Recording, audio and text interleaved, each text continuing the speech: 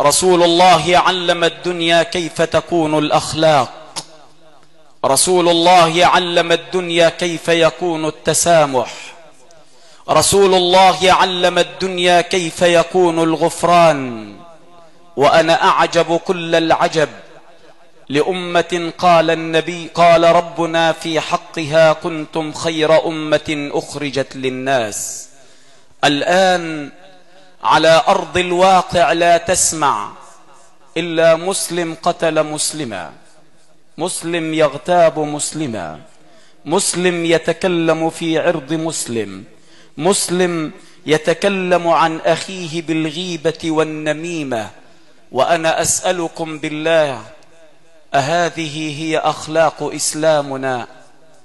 أهذه هي أخلاق نبينا؟ أيها السادة، شبابنا للأسف الشديد لا يعرف شيئا عن رسول الله الآن ولا عن صحابة رسول الله الآن. أفيقوا فالأمر جد خطير. ورضي الله عن عمر إذ يقول: لقد كنا أزلاء فأعزنا الله بالإسلام، فإن ابتغينا العزة في غيره أزلنا الله. مساجدنا أصبحت خاوية إلا من رحم ربك من الفروض. في صلاة الفجر لا تجد إلا 2، وربما يؤذن المؤذن ويذهب إلى بيته ولا أحد يصلي. شبابنا الآن يجلس على مواقع التواصل الاجتماعي وقبيل الفجر بقليل يدخل فينام. كلكم راع وكلكم مسؤول عن رعيته. سنسأل بين يدي الله يوم القيامة، والسؤال سيكون صعب والإجابة ستكون أصعب، لأنك لم تعد لذلك الأمر جوابا. أفيقوا يا أمة محمد، الأمر جد خطير. سلوا أبناءكم الآن ماذا يعرفون عن النبي.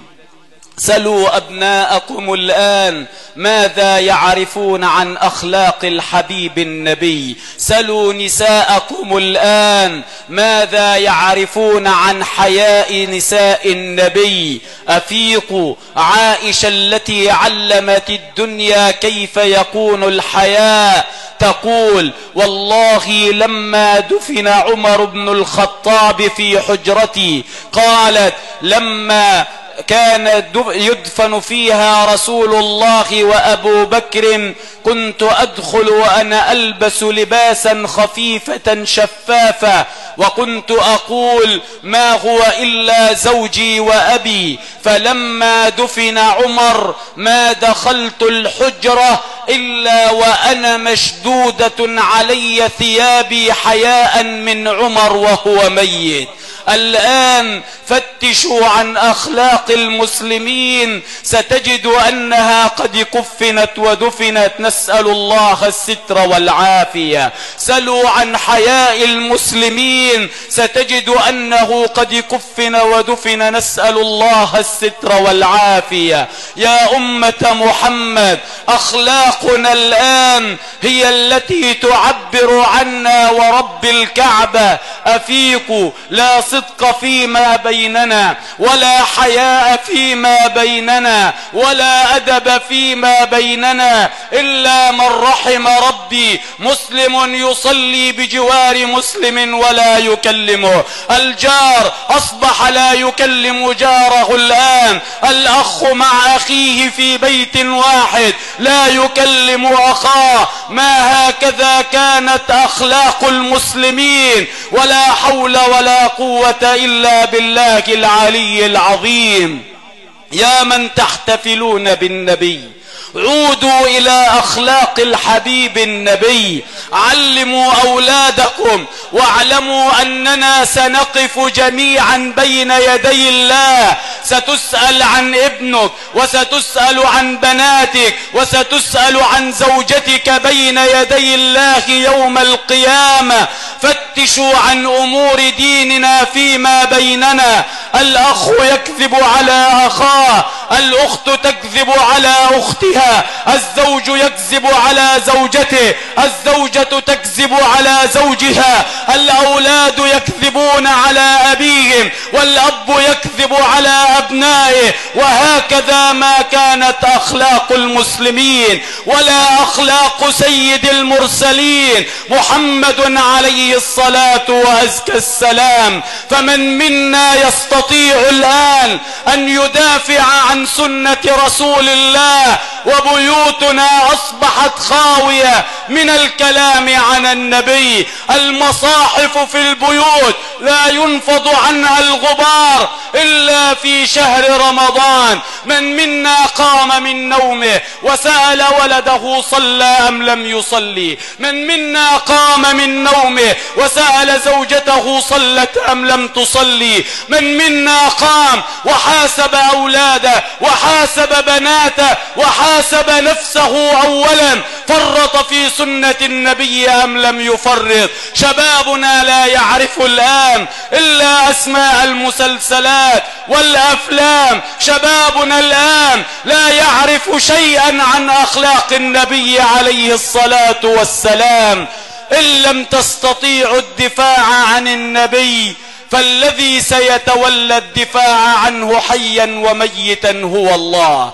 أبين لكم ذلك وهو ما أختم به حديثي بمشيئة الله جل في علاه.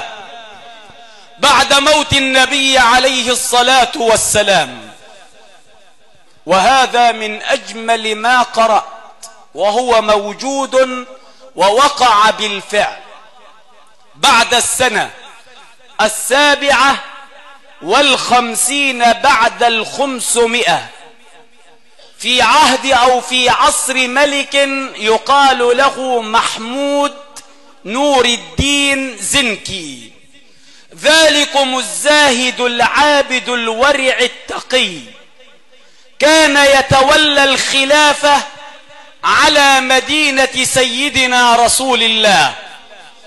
أراد اليهود أن يخرجوا جثمان النبي من قبره، فإذ بهم يذهبان إلى رجلين من اليهود وأعطوهما من الأموال الطائلة، وإذ بهم يلبسان زي المغاربة من المسلمين، وذهبا إلى مدينة سيدنا رسول الله، يجلسون بجوار الروضة الشريفة، وإذ بهم قد أخذوا حجرة وبدأوا فعلا في الفحر. وقبل أن يصلوا إلى الجثمان الطاهر اسمع ماذا حدث بعدما توحد من قال أنا الله. إذ بالحبيب النبي يأتي إلى الأمير الزاهد الورع التقي ويقول له أنقذني من هذين الرجلين. فقام الأمير فزعا ثم نام، ثم جاءه النبي في المرة الثانية وأشار النبي على نفس الرجلين، فنام الأمير، فجاءه النبي في المرة الثالثة فقال والله لا نوم بعد اليوم. ثم قام من نومه وإذ به ينادي في أهل المدينة الأمير يريد أن يجتمع بالناس ليوزع عليهم من مال الله. فاجتمع أهل المدينة، أخذ الأمير ينظر في الرجلين اللذان أشار إليهما الحبيب النبي فلم يجد، وإذ برجل يقول هناك رجلين بجوار الحجرة الشريفة ليس في حاجة إلى مال، فذهب إليهما الأمير وإذ به ينظر إليهما ثم بكى وقال اللهم صل على محمد، هما والله يا رسول الله، هما والله يا رسول الله، هما والله يا رسول الله. ثم مر في حجرتهما فإذ به يجد أموالا طائلة ووجد مصحفين، وإذ به يجد حصيرا فرفع الحصير فوجد سردابا ممتد إلى قبر الحبيب المصطفى محمد.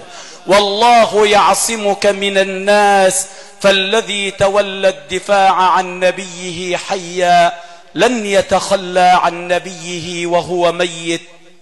لكننا نحن في حاجة إلى أن ندين بدين ربنا، وإلا أن نتمسك بأخلاق الحبيب نبينا. يا سادة، كلنا كل البعد إلا من رحم ربي عن ربي وعن أخلاق نبي. والله أقولها لله بكل صراحة، ما ضعفت أمة إلا بسبب بعدها عن دين سيد الأمة. إلا تنصروه فقد نصره الله، إن اجتنبنا محارم الله وإن نفذنا ما أمرنا به الإله سدنا العالم أجمع. كما كان صحابة النبي، كانوا فئة قليلة ولكنهم كانوا كثير الإيمان، ومع ذلك سادوا العالم أجمع من المشرق إلى المغرب. اللهم أعز الإسلام وانصر المسلمين.